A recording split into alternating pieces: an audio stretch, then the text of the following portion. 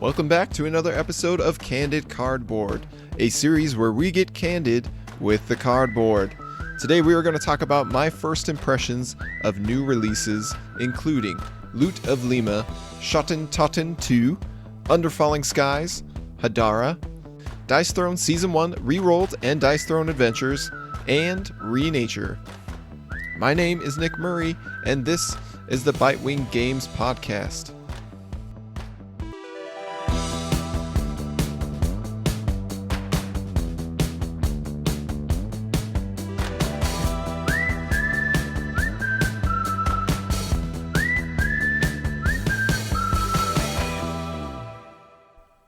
So first up is Dice Throne Adventures and Dice Throne Season 1 ReRolled. And I'll start this off with a bit of a caveat. I enjoyed Dice Throne more back when the Dice Throne Adventure Kickstarter launched. I enthusiastically backed the project for the second set of fighters, the Season 1 ReRolled Battle Chest, and I tentatively backed this Adventures box as well because it looked like a fun way to mix up the formula with cooperative campaign dungeon crawling instead of head-to-head combat. The Dice Throne team certainly delivered on their promise. This is a gorgeous production, jam-packed with unique tiles, enemies, scenarios, and encounters. People who really love this are going to get a lot of mileage out of this box. Yet I found this expansion spoils an experience that was already trending downward due to my morphing tabletop tastes. We've played and enjoyed our Dice Throne Season 2 Battle Chest over a dozen times, but most of those plays occurred in 2019 and really dropped off over the past year and a half. With King of Tokyo, the Yahtzee mechanism was one of our favorite entry mechanisms into the hobby years ago, and Dice Throne was an evolution of that concept. But over time, the weaknesses became more apparent when contrasted against other mechanisms. The main area where the Yahtzee mechanism struggles to satisfy is when a player has horrible luck with the dice. When a person's entire turn amounts to absolutely nothing due to a bad roll, both players feel bad, and the fun is dampened. Now, it was easy to overlook this weakness when Dice Throne had so many other things going for it. Fast forward a few years, and the competition is much more fierce, with game systems like Unmatched. Both Dice Throne and Unmatched fill the same niche of light, 1-versus-1 combat with a diverse cast of characters wrapped in a gorgeous production. Dice Throne gets bogged down by a slow pace, frequently anticlimactic turns and endings, and an on-the-rails decision space. On the other hand, Unmatched doesn't overstay its welcome, and it has more diverse, interesting, and thematic fighters. After dozens of plays between both systems, a long span of time spent refining my gaming preferences, and finally revisiting Dice Throne, those key differences are much more apparent to me, rendering Dice Throne obsolete within my collection. I still get why Dice Throne has its fans thanks to all the love and care that has gone into this system, but I have to accept that it is no longer for me. Now, within that context, I find Dice Throne Adventures to be an expansion that weakens the core experience. It simultaneously doubles the playing time while cutting individual player engagement in half. Dice Throne always worked best as a two-player game where everything your opponent does has a direct effect on you. Yet this expansion plays to Dice Throne's weaknesses. Players now spend each turn directing their combat and effects towards an NPC, or in other words, a non-player character. So while one person mulls through their hand, selects cards to spend, and dice to re-roll, resolves effects, etc., the only external engagement that occurs is when one other player has the brief privilege of mindlessly rolling dice for the NPC. I can't stress enough that any kind of downtime in a game like this is bad downtime. Dice Throne is a game that requires minimal planning and strategizing. You're simply rolling dice when it's your turn and deciding what to re-roll thereafter.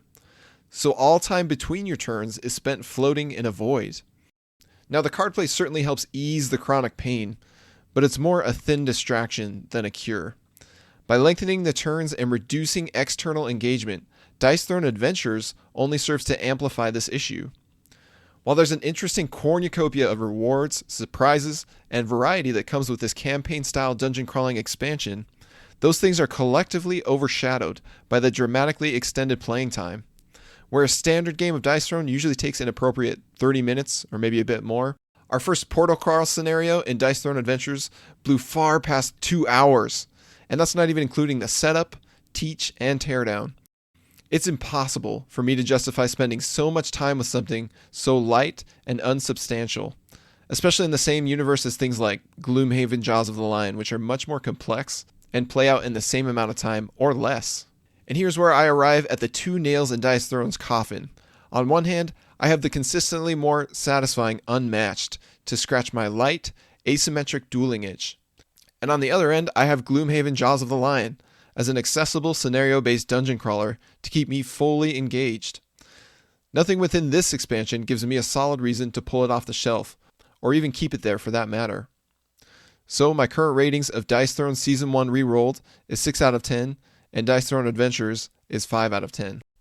Now let's jump onto something that I am a huge fan of, and that is Renature. This is something that I've had 3 plays of at the time of this recording, and Renature blooms from the dream team assembled, planted by designers Michael Kiesling, creator of Azul, and Wolfgang Kramer, creator of El Grande, and cultivated by Capstone Games' Simply Complex brand, also well known for its game The Estates.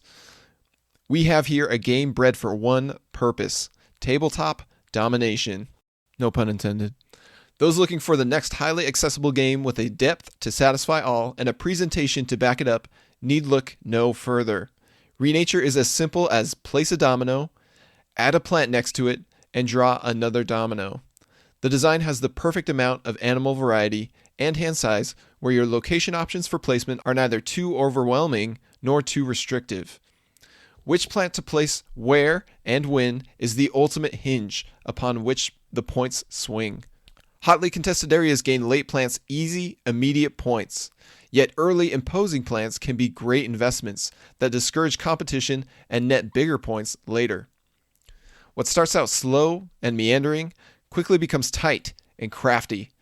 Domino placements must be carefully considered and deliberately planned. But the sneaky complexity really rears its magnificent head within the neutral plants and cloud abilities. Surprisingly, this cuddly nature game is as nasty as Capstone's meanest games, including The Estates and Stick'em. That moment when you realize that a well-timed neutral can erase your opponent from an area and net you an easy batch of points is unrivaled in games of this weight. Neutral trees also bring a critical zesty layer to the 2-player version of this game that would be too predictable without. Moreover, the simple bonuses that spent cloud tokens can provide open up delicious opportunities. Blowing your cloud supply to pounce on an unsuspecting opponent or lock down a valuable area can be the difference between victory and defeat. Renature is the complete package. It's a beautiful game that I will happily bust out with all types of players at any count from 2 to 4. It bears an elegant pace with its heaping of classy dominoes and chunky foliage across the threshold of greatness into evergreen fields beyond. My current rating of Renature is 9 out of 10, and that's why it earned a spot in my top 15 board games of 2020, the very last episode of this podcast. Moving on to Under Falling Skies. I also have 3 plays of Under Falling Skies, and I also have a little quote from you from the most interesting man in the world. He once said, "I don't solo often, but when I do, I prefer video games." All right, I made that up. But that's kind of how it is for me. Growing up on Nintendo does that to a man. Yet these days, I get much more excited about board games than video games. Perhaps I'm jaded by all the generic shooters, soulless open-world adventures, and cash-grabbing mega publishers. But tabletop games usually contain way more value and payoff for me thanks to their tactile, social natures. A few exceptions to this rule include big-budget Nintendo games, Zelda, Super Mario, etc., god-tier indie video games, and solo tabletop games. Any of these reasons will cause me to leap from the chair and table to the couch and screen. So it's all the more impressive when a tabletop game manages to reel me in and get me playing all on my lonesome. I've determined that a solo game will only work for me under the following conditions. 1, it is designed to be played primarily solo. For me, playing a board game solo that is intended to be experienced with others is a game not worth playing at all. 2, it is quick and easy to break out and play. Setting up a sprawling game only for myself is just too dang exhausting. 3, it offers interesting variability between each game. When you are playing against the game instead of players, that game better have a lot of tricks up its sleeve, or it will get bland and predictable fast.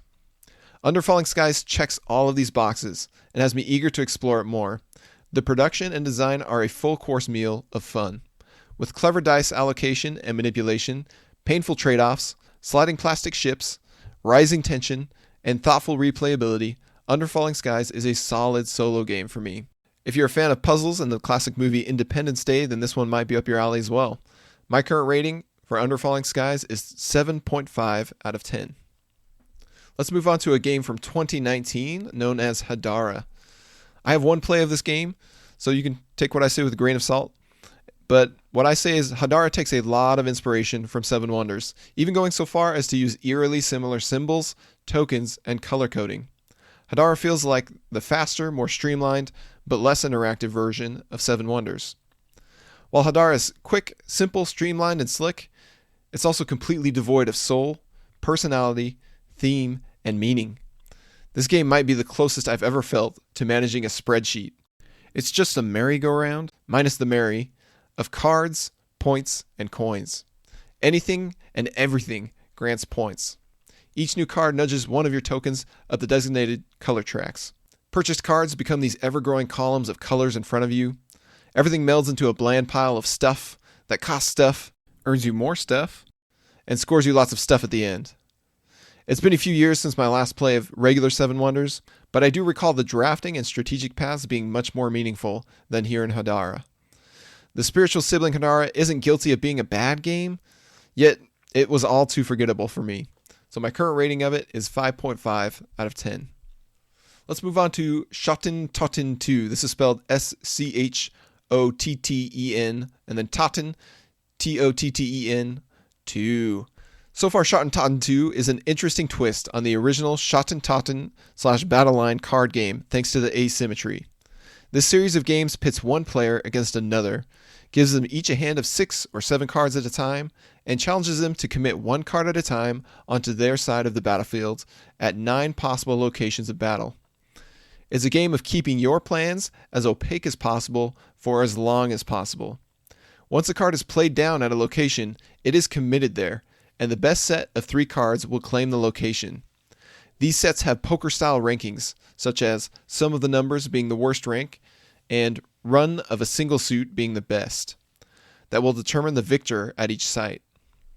Schotten Totten 2 puts a spin on this concept by giving the 2 competitors unique victory objectives and abilities. The attacker must win at 3 total sites or twice at the same site to claim the victory. The defender must last until the deck is empty or complete all of their formations to win. Another major change is that the defender can use up to 3 oil spills to wipe out 1 card of the attackers before they achieve a winning formation. And the attacker can retreat an entire formation to commit something even better to that section. And finally, the sections contain more variety, with some limiting the types of sets you can play and others requiring more or less cards in a set. After our first 2 plays, it seemed incredibly hard to win as the attacker. Both games saw the defender annihilating the attacker. But of course, this is a Reiner Knizia game, so there's a lot more nuance to the asymmetric strategies than what we discovered within our first 2 plays. For games 3 and 4, we decided to add the tactics cards into the mix. Armed with these new opportunities and a deeper appreciation for how the game plays, we soon witnessed the attacker becoming the back-to-back champion. Clearly, there's no huge issue here with the balance, and even if there was, the best way to play Schotten Totten 2 is twice in a row, switching roles each game, and the rules provide a method of determining the winner if the victories are split. Schotten Totten 2 is a very interesting twist on the original Schotten Totten and Battle Line, thanks to the asymmetry. As for a main downside, it tends to be more analysis paralysis inducing than the original, resulting in a slower game. But Knizia knows how to make a solid head-to-head card game, and this is still one that I highly recommend. My current rating for Schotten Totten 2 is 7.5 out of 10. And finally, let's talk about Loot of Lima, which I have one play of so far. Loot of Lima is nothing short of an ambitious project from the team at BoardGameTables.com. The self-assembly, dual-layered player shields with rotating hands are excellent components that make things especially easy for when players ask you questions about your own location tokens. The player sheets have a layout that is extremely functional and well thought out.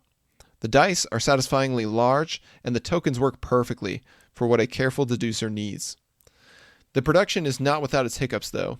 In the dark, cafe-like setting that I had a chance to play it, players often struggled to differentiate the colors on the dice and player mats. This sometimes resulted in critical mistakes of writing notes down in the wrong rows. Fortunately, those mistakes were usually caught. Usually. I worry that Loot of Lima's rulebook is going to keep a lot of players from discovering the juicy goodness of this game and sharing it with others. The strict adherence to 4 pages is a detriment to rule clarity, experience smoothness, and player sheet potential. Within the brief rules, I failed to find any information about several different tokens and how to use them. The record tokens, the question marks on the backs of the player tokens, why the location tokens should be face down on your shield instead of face up, etc. The rules could have even used instructions for how to fit the components back in the box, which I and others seem to be struggling with. But here's a hint, you have to make the pair of hands overlap and face each other on the maps. Anyway, I also had to dig into the depths of the internet to figure out the basic principles of using your player sheet. The rulebook shows an example of a player sheet, but explains nothing about what all of it means, besides recording a player's question and answer in the bottom section. I get that there may be a desire to not pigeonhole players into one way to take notes, but the lack of direction left half of my group floundering. What do the X's and O's mean? Why box in some squares? What are good ideas for notes to write on the sides? Some simple player aids could have gone a long way to ease newcomers into this game.